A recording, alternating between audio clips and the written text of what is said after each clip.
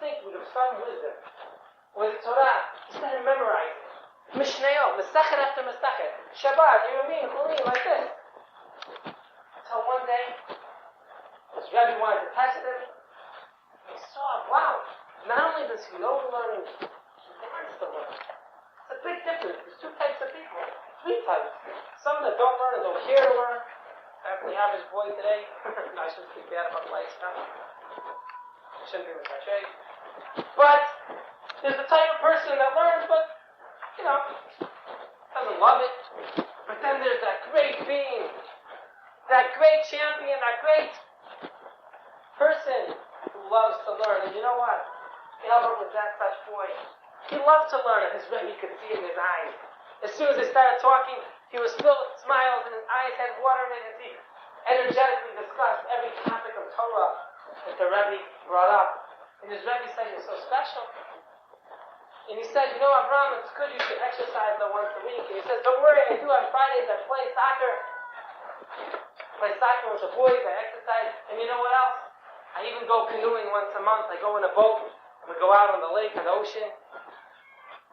The river, I guess by France, and the ocean. And I go canoeing. And his Rebbe said, good, I wanted to make sure, because it's important to play also.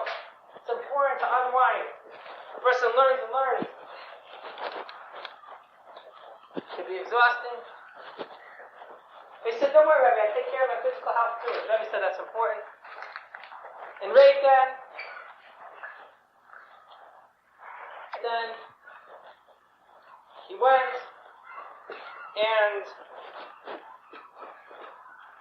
one week he went to his Rebbe and he said, Rebbe, I'm ready.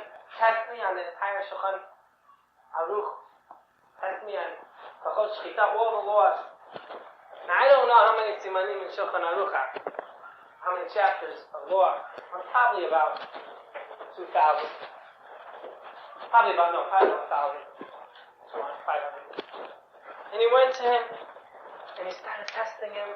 What's halakha here? What's halakha here? And Avrohom started add it. And his Rebbe said, wow, I see you even know Shachot Shechita, how to be a Shofet, how to be a Mohel, and how to be a Sofer. Would you like me to test you? I said, of course. He got him a knife, shachted for him. He got him a pen, he wrote like a Sofer. Mila, I'm not sure what they did. You don't practice on a kid.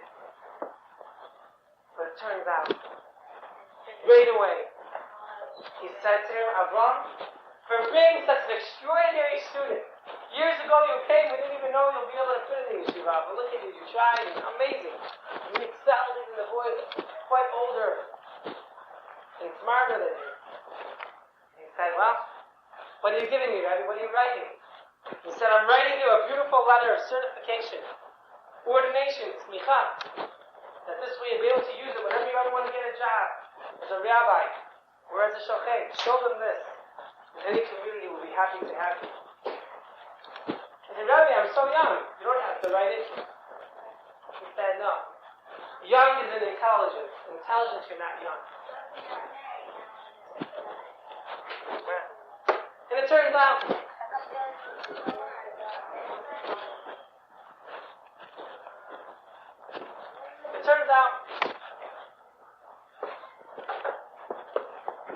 he went, and right then, as he got the letter, there was someone in this yeshiva who was so jealous.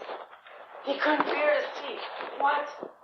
He got a letter like that with all the signatures? He was so jealous. See what this young kid takes over the show? Jealousy, was so jealous. He wanted to burn the letter. The letter had a stamp with a bipina in it. So jealous of this young guy, foreigner from Morocco. So one day, as they were on a boat on a Friday afternoon, playing 2 o'clock in the water. Sunday was a regular day, I guess, learning, but Friday they would go out early and they'd relax for Shabbat a little, get ready. The boys who were ready for Shabbat were able to go canoeing. They didn't have to get ready, they were ready already. And as they went on this boat, Avrohom said, let me go swim. And he dives in the water. That Eliyahu said, the more you learn, the more Hashem protects you.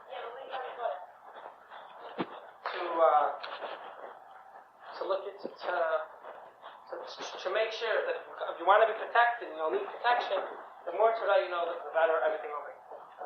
And it turns out as he was in the water, splashing and laughing and kicking, he loved water. He would swim like a fish. Mamish, fast, but not wild. Some people, they swim fast. They look like a reckless giant. They're in the way, and he was calm, the professional swimmers, they go very fast, very swift like this. They're very calm. Their strokes are very, systematic. He was such a swimmer, and as he was swimming,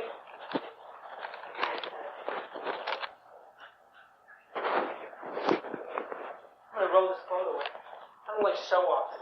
I don't like Bali Ga'ava to show off just because he's young and he got teeth already. Avrohom wasn't a show-off, but when you're jealous of someone, you can't see the good in them. You always see the bad. Gemara says, if you hate someone, you're not allowed to be his judge. If you're a rabbi, you hate someone, you're not allowed to be a dayan. You're not allowed to be a judge. Because when you hate someone, you can't see the good in him. And when you love someone, you can't see the bad in him. Since he hated him, he couldn't see any good in him. He was like, he started rowing the boat away. As Avrohom surfaced on the water, he said, wait, Levi, come back here. Levi acted like he didn't hear her, the boat was moving.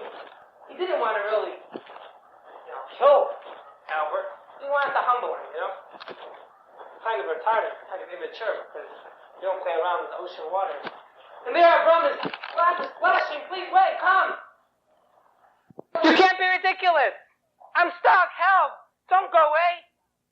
But Levi, filled with jealousy of seeing a lucky boy so successful, started flapping and started splashing and screaming. Oh, I can't, the boat's going, the waves are taking me. And Avrohom was wondering, is he crazy? What's he trying to do to me? But as the waves started shifting the boat, it wasn't easy for Levi to go back. And you know what? He left Avrohom. He left Albert to be food for the fish. To be fish food, to be left to the natures of the depths of the waters. And basically his jealousy, when a person is jealous, sometimes he wishes the other person wasn't alive, he wasn't around. And this was a very bad case of jealousy. And when Levi got back to shore, you would think that he should behave better. He learns Torah, but sometimes if a person doesn't learn Torah with Yirat Shamayim, so then he learns Torah just to show off, and then he comes and he's not happy when other people learn. And right then, he got back, he went to Avrohom's room, and he took his letter of semicha, his letter of ordination that he got, the letter from Reb Montenegro and Reb Stone, the letter that said that yes, Avrohom is an exceptional Talmid Chacham, someone who's knowledgeable of the laws of Shechita, knowledgeable of many laws of the Torah and Yoreh De'ah.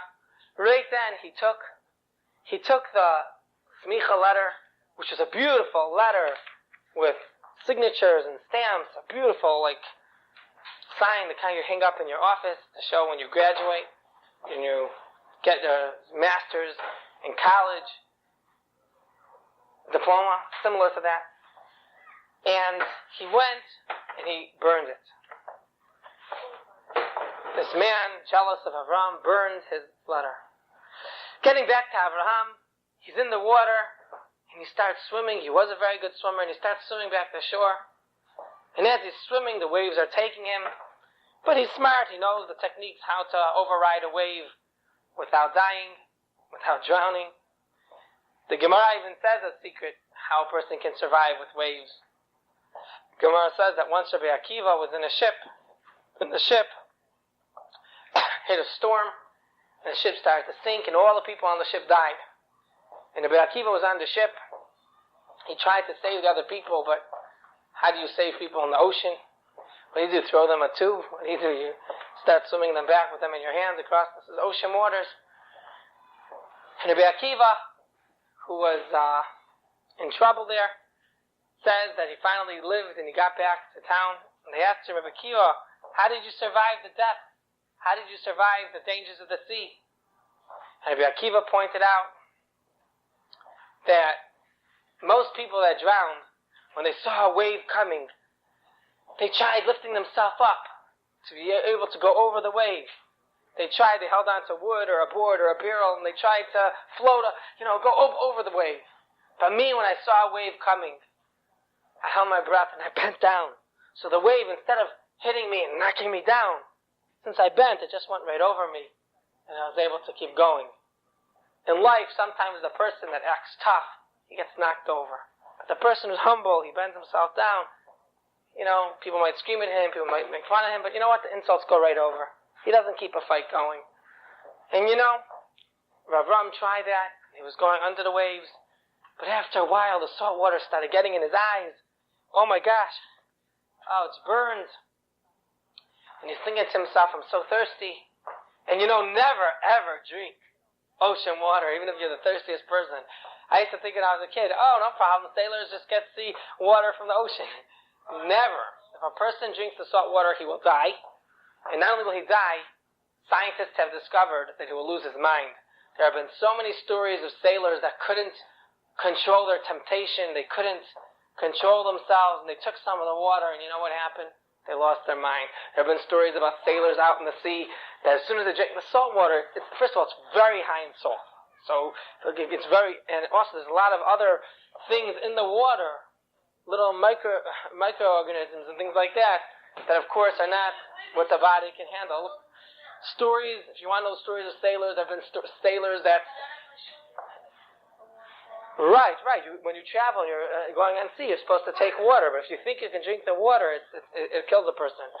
I'll prove it. There were stories about sailors that when they took the water in their mouth, this was like after being a couple of days at sea, lost, without a coast guard to come rescue them, and they took water. As soon as they took water, there was one sailor once, and he took the water, and not once, it happened a lot of times. He took the water, and then all of a sudden he started hallucinating. He started saying, oh, there's land! Oh, I'll go! And he walks right off to the ship. And they tell him, what? And he says, no, leave go, I'll go swim to the land. And they start swimming. There's no land there. They lose their mind. Their body gets filled with toxins, with poisons that are in the water that are not what a regular human being can handle. The Baruch Hashem did not make you like a fish that you can handle that water. Even a goldfish that can't live in the ocean. It needs fresh water. Tropical fish and things like that. Saltwater fish live in the ocean. But you know what? Right there, there's been a sailor once that he drank the water, and all of a sudden he started going, hey, where's my cigarette? Where's my cigarette? And they were telling him, there's no cigarettes. We're stranded here for a week already. Please, just sit down. And he says, no, my cigarettes. And they realized that he had lapped the water. He had drank in the water, which made him lose his mind. And right away he was saying, where's the cigarette? There it is in the water, right there. And he walks off and lands in the water. And they try to pull him back. And he's going, no, I have to get my sandwich. What sandwich? You're in the water. No, my sandwich is, where's my sandwich? And it happens that they lose their mind. So, don't try it, okay? But it's a fact of science. Now, anyway, they tried to make a machine recently that can filter water that comes from the ocean, but it's a millions of dollar machine, and it's definitely not. They don't find it worth it. In Israel, they tried doing that to many waters. Right. For fresh water, it's fine, but for an ocean water, it's too expensive. It would cost you, for 1 gallon of water, it would probably cost in the area of $25. It turns out, as he was swimming, he started going back, and he's going, no, I have to, and he's trying not to get tired, but all of a sudden he starts thinking, maybe there's sharks here.